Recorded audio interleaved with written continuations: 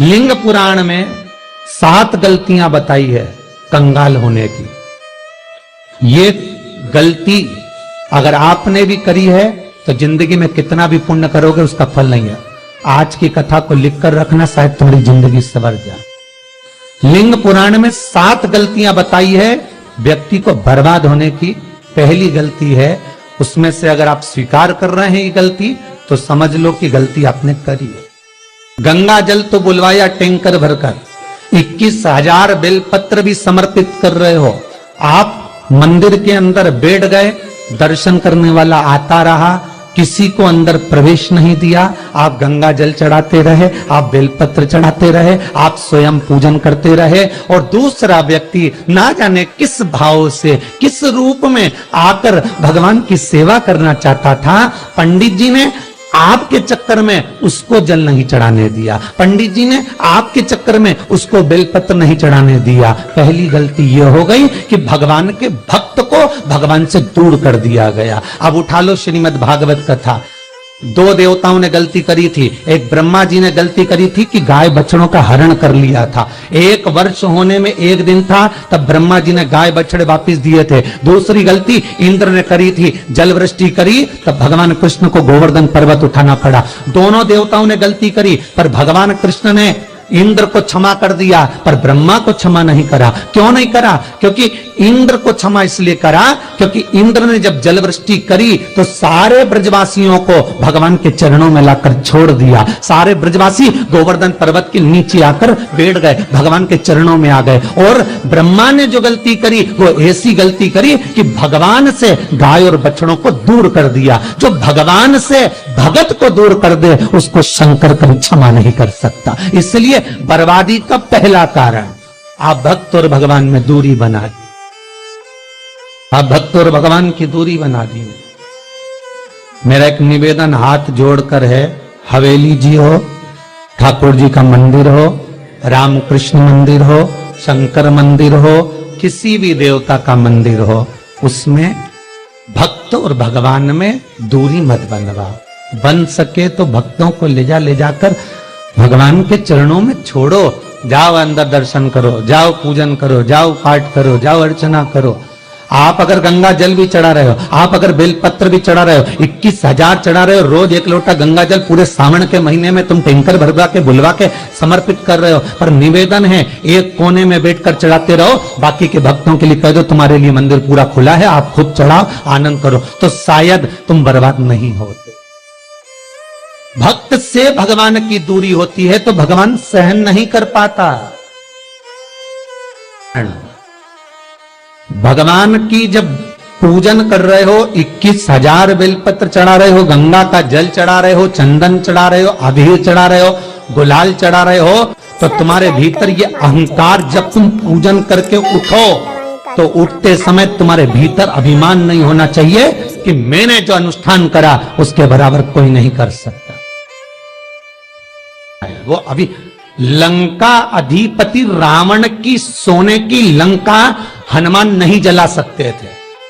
Subscribe करें हमारा संहिता उठाइए और रावण संहिता को उठाकर पढ़िए।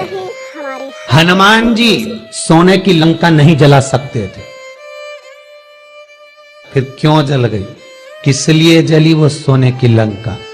केवल कारण इतना था कि रावण जब शंकर की पूजन कर कर उठता था सब्सक्राइब करें तो शंकर भगवान से एक शब्द कहता था, भोलेनाथ तुम्हारे सारे भक्तों में मेरे जैसा भक्त कहीं नहीं मिलेगा जो तुमको अपने हाथों पर उठा लेता।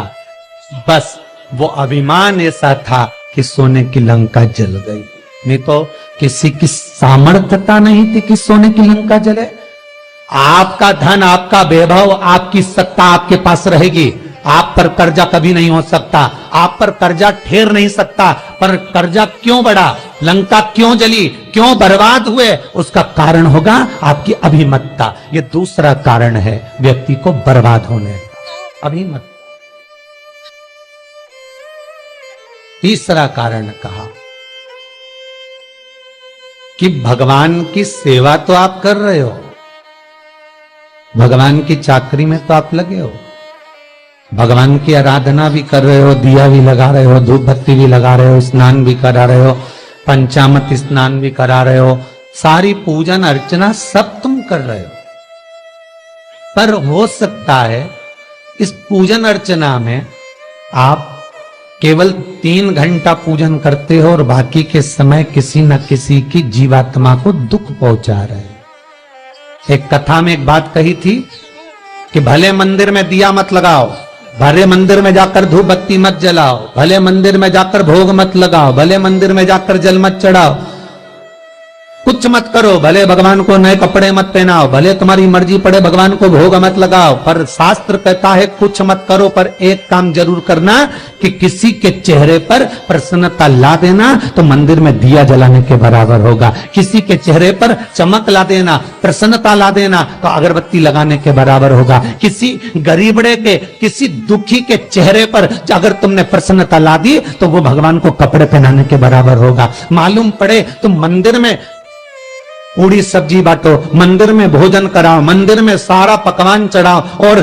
कोई तुम्हारे कारण अगर दुखी है तो तुम्हें वो सुख का भान नहीं हो सकता। तीसरा चौथा कारण है कि आप जो पाठ कर रहे हो, आप जो पूजन कर रहे हो, आप जो अनुष्ठान कर रहे हो, उसमें कुछ ना कुछ गलती जरूर हो रही है। ये चौथा कारण। एक बार पूरे घर के लोगों को बिठाओ, अपने घर के लोगों को, मम्मी से पूछना, मम्मी तुम कौन कौन सा पाठ करती हो? एक बार मम्मी से पूछना। फिर एक बार पापा से पूछना, पापा आप कौन कौन सा पाठ करते हैं सुबह? फिर बहू से पूछना, भाभी आप कौन कौन सा पाठ करती हो? फिर छोटी दुल्हन से पूछना, छोटी दुल्हन तुम कौन कौन सा पाठ करती हो? भैया आप कौन कौन सा पाठ करते हो? आप कौन कौन सा पाठ करते हो? पूछना। जब घर के अंदर बड़ी बहू अलग तरह का पाठ कर रही है, छोटी बहू अलग तरह का पाठ कर रही है, मंजली बहू अलग तरह का पाठ कर रही है, मां अलग तरह का पाठ कर रही है, पति अलग तरह का पाठ कर रहा है, तो उसका जो प्रभाव है, कौन सी चीज कहां टकरा रही है, जिसके कारण घर में रोग इतना है कि कोई सही होने वाला ही नहीं। और वो कारण आपको दुख की ओर लेकर जा रहा है, बीमारी की ओर लेकर जा रहा है। चौथा कारण है आपका मंत्र जाप, आपका स्मरण, आपका भजन, आपका पूजन कहीं गलत जरूर है। 5वां सूत्र है, महाराज हमने जो दान किया, हमने जो पुण्य किया, हमने जो सत्कर्म किया, वो किस जगह पर लगा? श्री शिवाय नमस्तुभ्यं, श्री शिवाय नमस्तुभ्यं, श्री शिवाय नमस्तुभ्यं।